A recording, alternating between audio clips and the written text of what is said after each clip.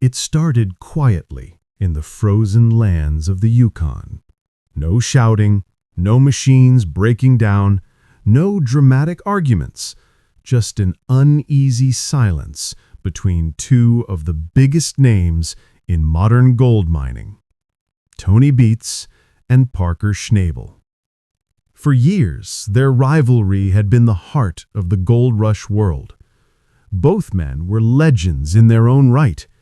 Parker, the young prodigy who took over his grandfather's legacy and built an empire through hard work, precision, and focus.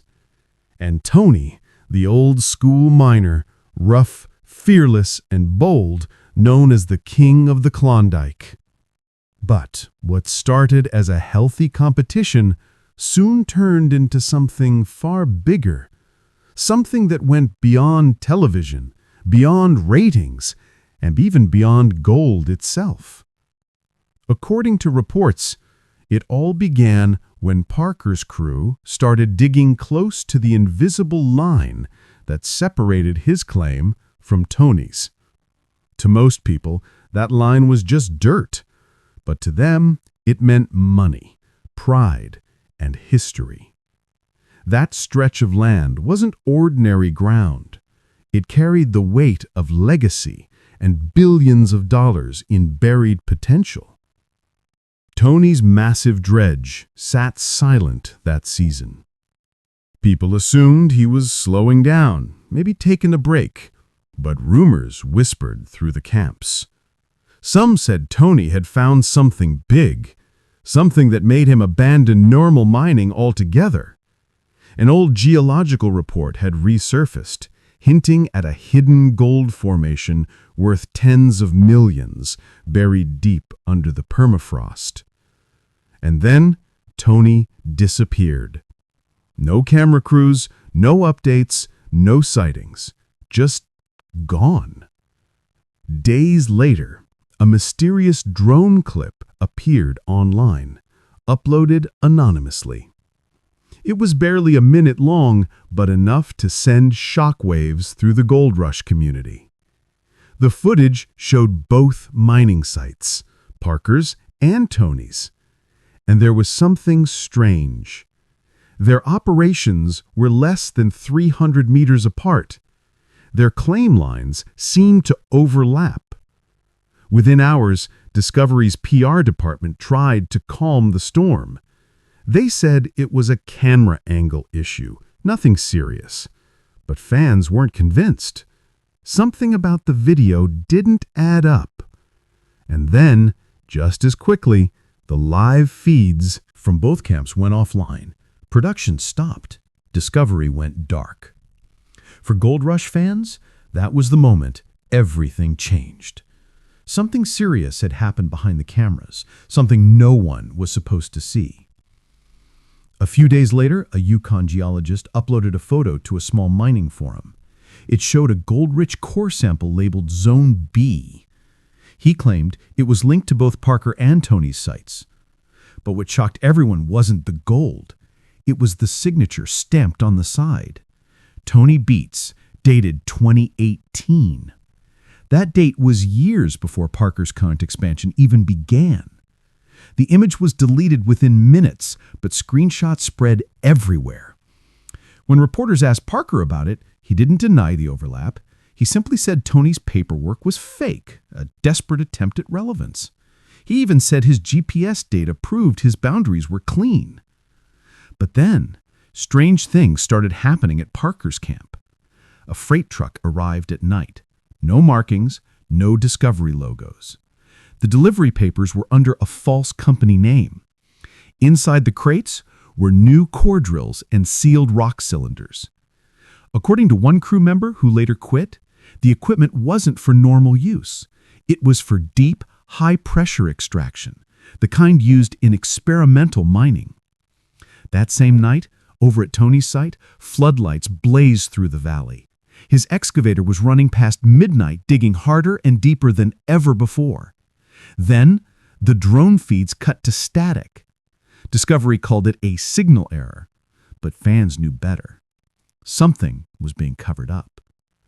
Soon after, Tony's daughter Monica Beets uploaded a short clip from camp. Just a casual video of her father joking about maintenance near the dredge. But sharp-eyed viewers noticed something odd. The background didn't match the dredge's usual location. Satellite comparisons confirmed the truth. Tony had moved his dredge more than 200 meters beyond his legal boundary. Within hours, Discovery began issuing takedown notices for every re-upload of the clip. The more they tried to delete it, the faster it spread. And that's when the theories exploded. People began asking, had Tony Beets found something so valuable that Discovery was trying to bury the evidence? A production insider, speaking anonymously, dropped another bombshell. Tony's dredge wasn't even supposed to be active that season. Discovery had ordered it mothballed, too costly, too old. But somehow, Tony had reactivated it himself, without permission, and it was pulling fresh tailings. That was when everyone realized this wasn't just TV drama anymore. This was a real-life gold war. Parker noticed it too. If Tony was running off record, there had to be a reason. When Parker's team used thermal imaging drones to scan the ground between their claims, they found something extraordinary. Beneath the frozen earth, a faint orange vein glowed through the data, a heat signature cutting straight across both properties. At first they thought it was an error, maybe buried barrels or machinery, but the data was too consistent. It was real. A hidden quartz vein, rich, deep, and massive, running directly under both claims. If the readings were true, it could contain more gold than either man had mined in their entire careers. When Parker brought the scans to his geologist, the room fell silent. This wasn't just gold. It was a geological anomaly, something ancient, untouched, and potentially worth hundreds of millions of dollars. And then came the real twist. An old mining registry in Whitehorse revealed that the same coordinates had once belonged to a federal government lease in the 1970s. A forgotten clause in the documents stated that if any overlap between private claims occurred, ownership reverted to the government. In other words, if anyone found out about that vein, both Tony and Parker could lose everything. Tony somehow learned about Parker's discovery within days. A supplier had accidentally mentioned that Parker's crew was mapping old federal plots. Tony immediately understood what was happening and made his move. He ordered his crew to run the dredge nonstop, 24 hours a day. Whatever lay beneath that boundary, he wanted it first. No cameras, no Discovery oversight, just pure, off-the-books mining. But locals began noticing strange activity. Truck convoys moving at night, equipment being loaded onto unmarked trailers. Then one morning, witnesses spotted a C-17 cargo plane landing at a small Yukon airstrip. It wasn't on any flight schedule. No one knew who authorized it. Large, sealed crates were rolled straight from Tony's trucks into the aircraft's hold. The crates had yellow hazard stripes and no paperwork. Tony brushed it off when asked, said it was just equipment parts, but a leaked shipping manifest told another story. The crates were listed as assay analysis equipment, and the destination was a private refinery in Anchorage, owned by a company that had dissolved 3 years earlier. The internet erupted. Theories spread. Was Tony secretly refining gold off the books?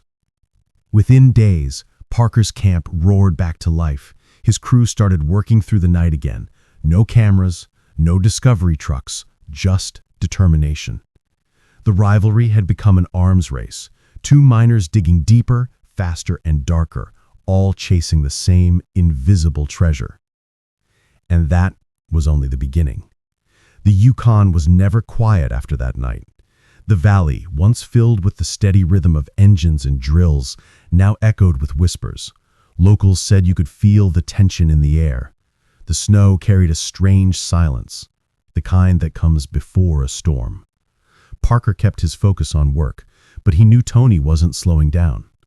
He noticed new tire tracks in the snow near the boundary, footprints that didn't belong to his crew. Even the pattern of the machines seemed different, heavier, older. It was clear Tony was pushing deep, maybe too deep. Then one night, Parker's drone feed picked up something he couldn't ignore. A faint glow beneath the frost, brighter than normal heat signatures. His geologist enhanced the imagery. And there it was. The same orange vein, glowing like a hidden artery, weaving beneath both claims. It didn't just cross the border, it connected them. When the data was mapped, the vein looked like a pulse running through the earth, as if something ancient was buried and alive down there. Parker's first thought was that it was gold, a quartz-rich formation. But the readings didn't match any known mineral pattern in the Yukon. It was denser, hotter, and more reflective than anything they had ever seen. Then the old mining register from Whitehorse changed everything. The coordinates of the vein matched a section of land that used to belong to the Canadian federal government decades before any private miners worked there. The files were dusty, forgotten, and half-burned, but one line stood out. Legal clause written in small letters. It said, "In the event of overlap between private claims within federal survey limits, ownership of subsurface assets shall revert to state custody." That one sentence meant that if anyone found out, both Tony and Parker's gold would belong to the government. Everything they'd worked for. Gone. Tony must have found out about this clause. Somehow he always did. Maybe through a supplier, maybe through a contact inside Discovery. He didn't confront Parker. He didn't need to. Instead, he made his move. He ordered his dredge to keep running without rest. Day and night, the lights burned through the fog. It didn't matter if Discovery cameras were off or not. Tony wasn't working for television anymore. He was working for himself. And then came the airstrip incident. At dawn, a local pilot spotted a massive C-17 cargo plane landing near Dawson City. No announcements, no air traffic data, no permission logs. From a distance, witnesses saw sealed crates being loaded from Tony's trucks directly into the aircraft. Each crate had yellow hazard stripes and no markings except for faded industrial codes. When asked about it, Tony laughed. "Just parts," he said. "Routine shipment." But days later, a shipping manifest leaked online. The listed contents weren't mining parts. They were assay analysis kits and refinery-grade containment units, the kind used to transport refined metal. The destination was even stranger, a refinery in Anchorage registered under a company that had been dissolved years earlier. Discovery stayed silent. No one from production commented. But that silence said more than words ever could. By now, both Tony and Parker knew they were caught in something bigger than a TV rivalry. This was no longer about gold. It was about a discovery so valuable that it couldn't be shown to the public. When Parker realized Tony was shipping material out of the Yukon, he decided to act. He filed a quiet legal injunction. Nothing public, no press, just paperwork. It banned Tony from operating within 500 meters of Claim B, the disputed boundary. For a moment, it looked like that might stop Tony. But Tony Beets wasn't the kind of man to stop when told to. Within 48 hours, a new company appeared on record, Nordic Earthworks Limited, registered Tony's cousin, IV Beets. On paper, it was a completely new operation. In reality, it was Tony's same crew, wearing different jackets and working under a new name. The dredge never stopped. The lights never went out. From the air, satellite images showed two massive pits growing on opposite sides of the ridge. From above, they looked like mirror wounds carved into the land. Tony's operation on one side, Parker's on the other, both digging toward the same underground point. The valley began to shake from the constant drilling. Locals complained of sleepless nights. Even wildlife disappeared. But neither miner slowed down. They were both chasing something they couldn't walk away from. Then, something happened that neither of them expected. A Discovery sound technician uploaded a photo online. a blurry image showing Parker and Tony standing together underground, both wearing helmets, shaking hands in front of a rock wall filled with quartz. No one knew where the photo came from. It wasn't from any known filming site. The lighting was off, the tunnel looked man-made. Within 24 hours, the picture vanished, and so did the technician's account. Discovery denied everything. But fans started to piece together the truth. What if the two rivals had found something together? What if the competition was just a cover for a secret partnership? Days later, a new leak surfaced, an email thread from Tony's internal crew. The message referred to Parker not as a partner, but as a hostile control variable. That one phrase changed everything. If Tony saw Parker as a variable, not a rival, it meant something deeper was happening. It meant there was a test, maybe even an experiment. But what kind of test needed secrecy, fake companies, and government silence? The more fans searched, the darker the theories became. Some believed Tony and Parker had discovered refined gold, not natural gold, the kind stored during the Cold War, hidden in the Yukon to vanish from global records. Others thought they'd unearthed part of a forgotten military reserve. Whatever the truth, both miners went completely dark. No social media, no discovery updates, no interviews. For weeks, nothing. But pilots flying over the valley said they still saw lights burning through the night, machinery moving, trucks running, drills spinning.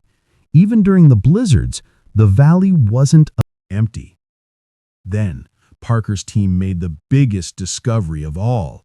While draining water from the site, they hit something solid: metal against wood. When they cleared the dirt, they found an old reinforced shaft buried deep under the silt. The beams were black with age, lined with rusted iron plates stamped with the code BB77. Parker's heart stopped when he saw it. BB77 wasn't random. It stood for Beets Brothers 1977, one of Tony's earliest mining partnerships from decades ago. Tony had mined there before. When Parker opened the shaft, the air that escaped smelled of oil and iron. Inside, they found rows of sealed barrels stacked neatly along the tunnel walls. Each was marked in faded red paint, Core, Section C. When they opened one barrel, it wasn't dirt or ore inside. It was black sand mixed with thick, pure gold flakes, shimmering unnaturally bright. The gold didn't look raw, it looked refined. They sent a sample for testing. The results came back the next morning. The gold's purity levels were higher than any natural deposit in the Yukon. It was impossible. This wasn't gold that formed in nature. It was gold that had already been processed. Someone had hidden it there. Parker kept the discovery secret. He showed the footage only to 2 of his crew members and swore them to silence. But secrets in the Yukon don't last long. A few nights later, motion sensors near the shaft picked up movement. By morning, the barrels were gone. All that remained were boot prints, deep in the frost, and a half-burned folder lying in the mud. On the cover, one phrase: Section 9. No one knew what it meant. Not until a few weeks later, when an anonymous former Discovery producer posted a folder online. Hundreds of internal files, emails, and production notes. And in that leak, buried between budgets and contracts, was a file titled Section 9 Proposal. It was dated 2 years before the current gold rush season. The proposal outlined a joint operation between Tony Beets and Parker Schnabel, a secret dredge experiment estimated to generate over $100 million in gold yield within 5 years. The signatures at the bottom were real: Tony Beets, Parker Schnabel. Discovery had canceled the project before filming began, fearing that a partnership between rivals would ruin the show's drama. But if this document was real, then the feud, the secrecy, the night digs were all fallout from that hidden deal. What if Tony and Parker had once agreed to work together and then betrayed each other over something far bigger than TV gold? The answer was buried under the Yukon ice, and both of them knew it. The file called Section 9 was the spark that set off everything. Parker couldn't believe what he was reading. He had signed papers years ago, he remembered that, but not like this. The version leaked online had paragraphs that weren't in his copy. Entire sections about exclusive mineral rights, non-disclosure terms, and profit divisions he had never seen before. Someone had rewritten history. The signatures were his and Tony's, yes, but the fine print had changed. On paper, it looked like Tony owned 75% of the discovery and Parker just 25%. But in the real deal they made face-to-face, it was supposed to be equal. That meant someone had gone behind his back, edited the file, replaced the pages, and uploaded the fake version online to make Tony look like the legal owner. It didn't take long before people began talking. Online forums, gold blogs, even local Yukon newspapers started calling it the $100 million betrayal. Tony didn't say a word. He didn't deny it, but he didn't confirm it either. He just kept working, day and night, silent and cold, letting the rumors grow like wildfire. When a journalist from Anchorage tried to question him at the site, Tony's crew blocked the camera. No interviews, they said. No comment. But the look on Tony's face in that one blurry photo, part anger, part exhaustion, said everything. He wasn't just fighting Parker anymore.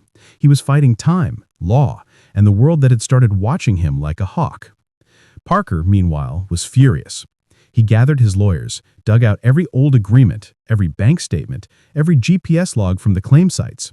What he found only made things worse. Several gold shipments that were supposed to go from the Yukon to Fairbanks had been rerouted. The paperwork showed different routes, going through Alaska, then to a private refinery in the Netherlands. The sender listed? Nordic Earthworks Limited, Tony's shadow company. That's when Parker realized the scale of it. This wasn't about a few bars of gold or a secret deposit. This was an entire network, a quiet operation moving gold out of Canada through hidden channels protected by shell companies and old mining loopholes. And the estimated value of what was gone already? Almost $97.8 million. The Yukon government launched a quiet investigation. No public press release, no cameras, just a few inspectors showing up with clipboards, walking the edge of the claims, asking quiet questions. But they couldn't prove anything. Tony's paperwork was flawless. Every shipment had been logged, every ounce documented, every report filed. It was all by the book, at least on paper. Parker's lawyers wanted to go public. They said a scandal like this would shake the industry, maybe even shut down the entire season of Gold Rush. But Parker hesitated. He knew the truth. If the government saw how close their claims overlapped, they could seize everything. He'd lose it all, not just the gold, but the land his grandfather had started on. So he stayed quiet. But Tony didn't stop. He kept working that same ridge, his machines cutting deeper into the frozen ground. Day after day, month after month, until one day his dredge hit something hard, a metallic clang that echoed like a bell through the ice. The ground shook. The crew stopped everything. When they dug through, they found a steel hatch covered in ice, sealed with bolts the size of a man's hand. No one had seen anything like it before. It wasn't part of any mine, any tunnel, or any geological survey. It looked built, not formed. Tony stood over it in silence for almost 10 minutes, just staring. No cameras, no talking. Then he told everyone to shut the engines off. The valley went quiet. He called no one, not Discovery, not the government. Just one man, an old contact who used to work in geological security, the kind that handles federal-level dig sites. The man arrived 2 days later. They unbolted the hatch slowly, torch by torch, until it finally creaked open. Inside, they found a chamber no one had ever documented before, a large circular room lined with concrete walls and steel beams. And in the center, buried halfway in gravel, was a crate the size of a car, covered in dust and stamped with the simple code CDF, 1952. When they pried it open, what they found wasn't gold. It wasn't even mineral. It was documents. dozens of sealed metal cases filled with old blueprints, government seals, and maps marked classified. The papers inside talked about strategic reserve extraction operations, secret post-war programs designed to store and